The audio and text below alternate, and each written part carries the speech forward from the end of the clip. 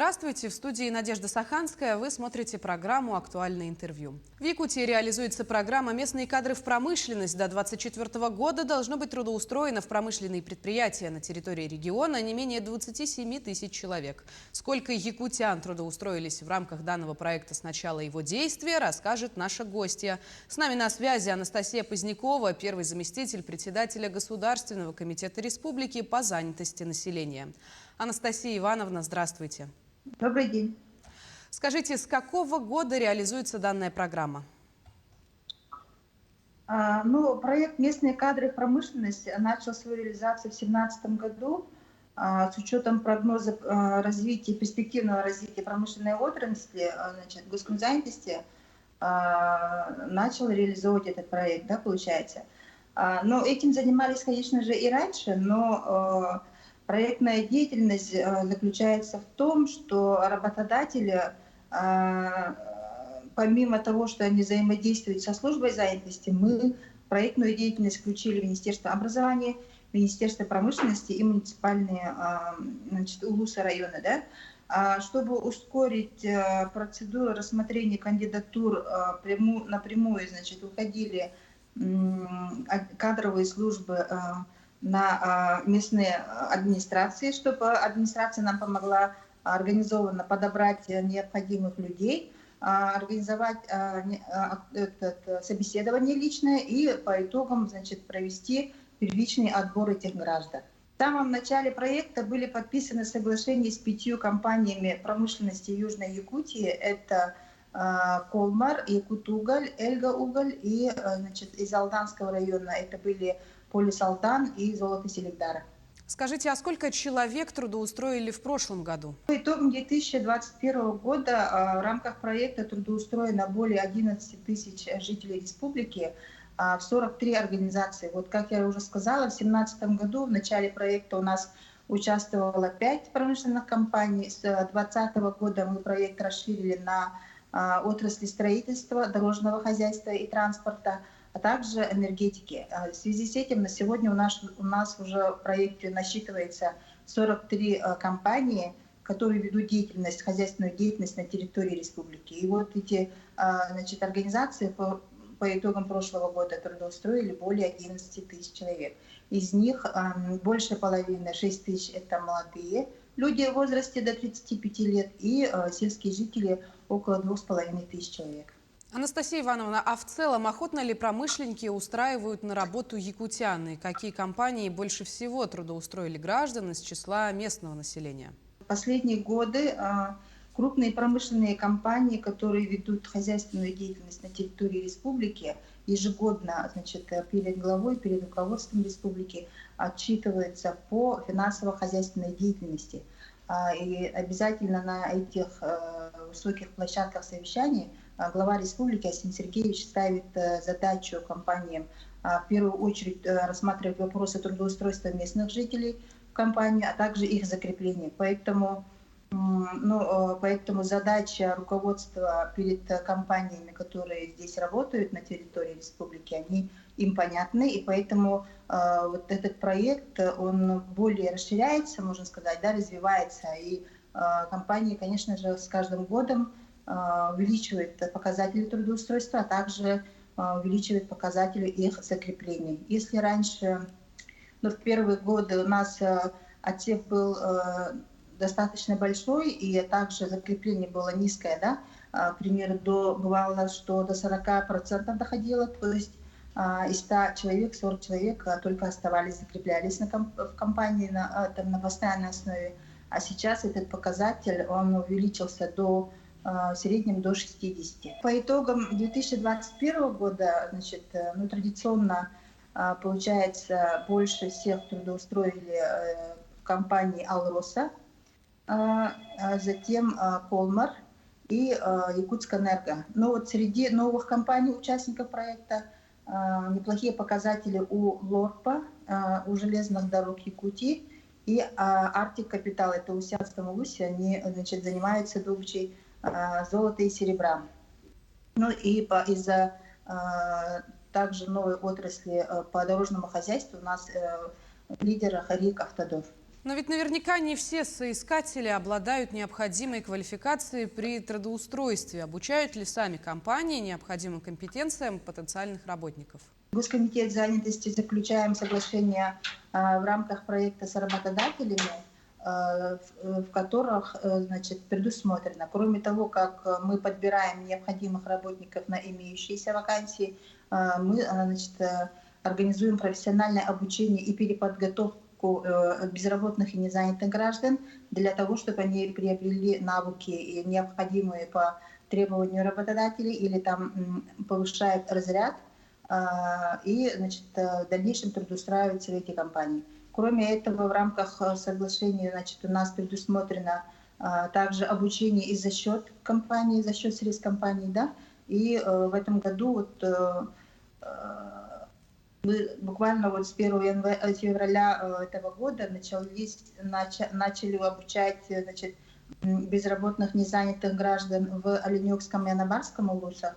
В Оленьке значит, будет обучено 16 человек, а с Анабарского улуса 24. Это в рамках соглашения с Алмазами Анабара. Они проходят первую теоретическую часть онлайн, а вторую практическую часть они будут проходить на производственных базах Алмазов Анабара. Но эти такие вот, ну как сказать, примеры, они были ежегодно с 2018 года.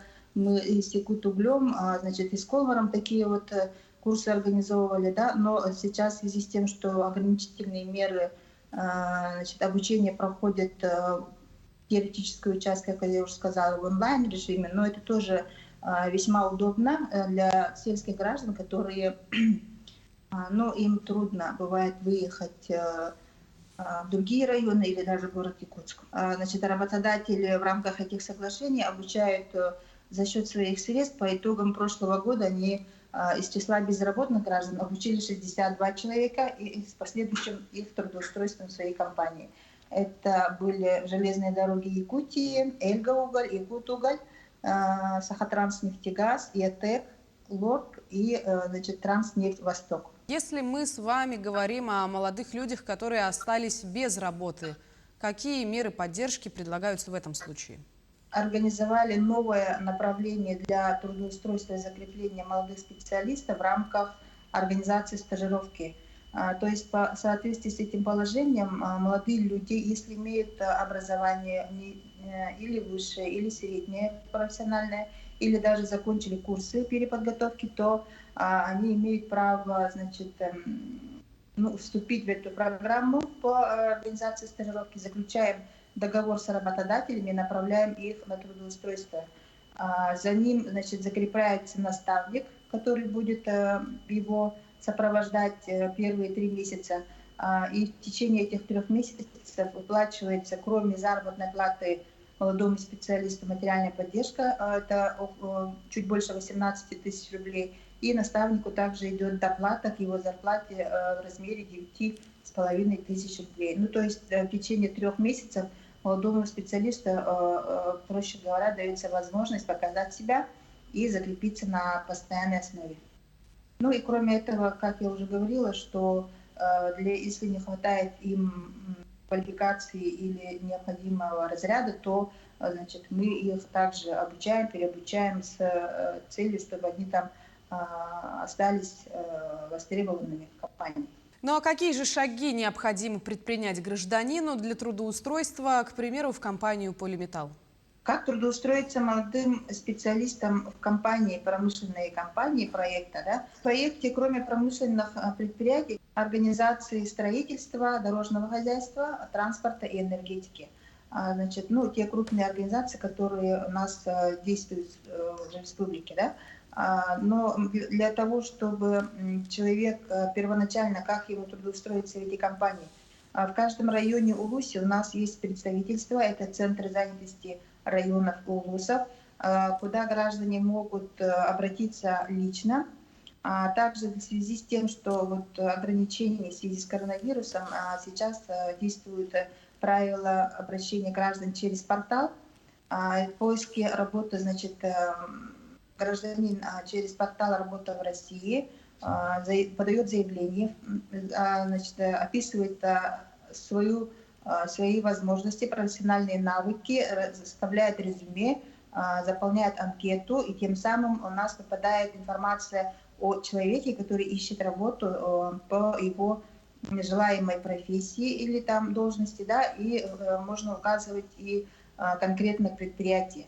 Тогда, значит, работодатели посредством вот интернет-портала они могут сразу увидеть этого человека, а возможно и помощь органов службы занятости. Ну, все в последнее время у нас идет к цифровизации, модернизации службы занятости, и в будущем, я думаю, это на самом деле очень, как сказать, эффективно, я думаю, в будущем будет, да, потому что сокращает время поиска работы для граждан, а для работодателей необходимых работников.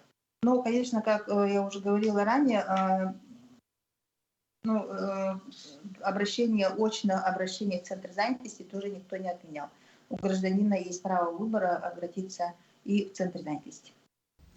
Анастасия Ивановна, и будьте добры, Так, расскажите о планах на этот год по программе «Местные кадры в промышленность». Ну, развитие промышленности и значит, инвестиционных проектов в Якутии, оно, как сказать, более активное по сравнению с другими регионами. И вот инвестпроекты Якутии по созданию новых рабочих мест являются 3 больших значит, проекта. Это обогатительные фабрики Эльгинского угольного месторождения, начало подготовительного этапа освоения золоторудного месторождения Кючус со строительством атомной станции и, значит,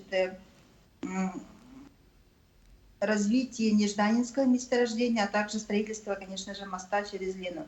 Все эти объекты нуждаются в специалистах и в работниках. Служба занятости будет, конечно, с работодателями на основе их прогноза потребностей кадров вести работу по трудоустройству в первую очередь местных жителей, их подготовки профессиональной и стажировки молодых специалистов. Все мероприятия, которые у нас есть, мы будем направлять также в рамках этого проекта для, значит, ну, для того, чтобы наши люди были с работой и чтобы качество жизни улучшалось. Благодарю вас, Анастасия Ивановна, за содержательную беседу и спасибо, что согласились стать гостьей нашего интервью. Напомню, вы смотрели актуальное интервью. Берегите себя. До встречи.